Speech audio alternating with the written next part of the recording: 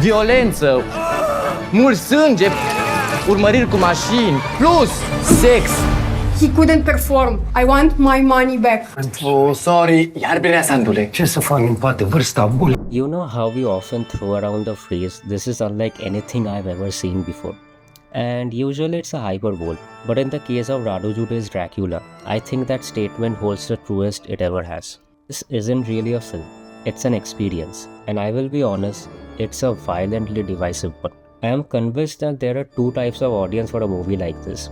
The people who think it's a masterpiece and the people who walked out of the theater in the opening 10 minutes. In fact, Radu Jude said in one of the festivals that if the audience feels like that they need to walk out in the first 10 minutes, they can, because it's not going to get any better. So I have heard divisive reviews about this film from people, but we both loved this film. It was everything up our alley. Dracula was everything I wished it to be and more. Now, I wasn't really familiar with the director's previous body of work, and honestly, I walked in relatively fresh, with only a little bit of context provided by my friend.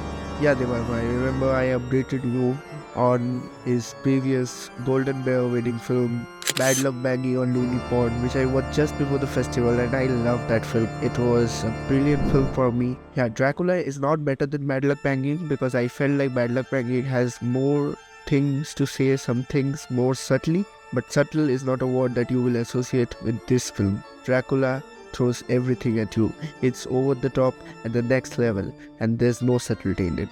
But that is the magic of this film.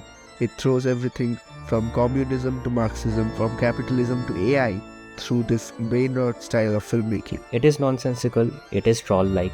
I might even call it an act of cinematic aggression. But here is the catch. None of this is the product of carelessness.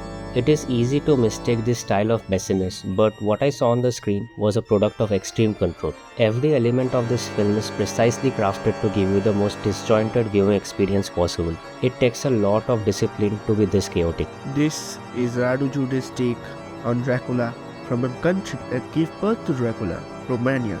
Every film of Radu Jude shows Romania's political and societal sides and critiques them in the most absurd way possible. Sometimes with absurdity, sometimes with subtle comedy, like it did in Continental 25, which I watched at IFI this year, which I'm also going to put out a review of. Let's talk about the elephant in the room, or rather the glitch in the room. On a surface level, the film seems brainless. A perfect example of this is the relentless use of very badly generated AI imagery throughout the runtime. To the average viewer, this might seem naive, immature, or just ugly.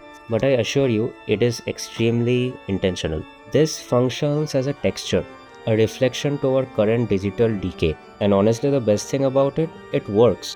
This creates a sense of unease and absurdity that fits the narrative perfectly. This is the epitome of creativity. This is the product you get when an artist lets themselves free to paint madly on the canvas. Directed not by their brain, but by their heart. You get the distinct feeling that Radu Jude didn't make this film for the audience. He didn't make it for the critics, and he certainly didn't make it for the box office. He made it for himself. And ironically, this is exactly what makes it so encapsulating to watch. You are witnessing raw, unfiltered expression. Overall, Dracula is not your typical film. And do not go in expecting a traditional 3-act structure or a coherent vampire tale.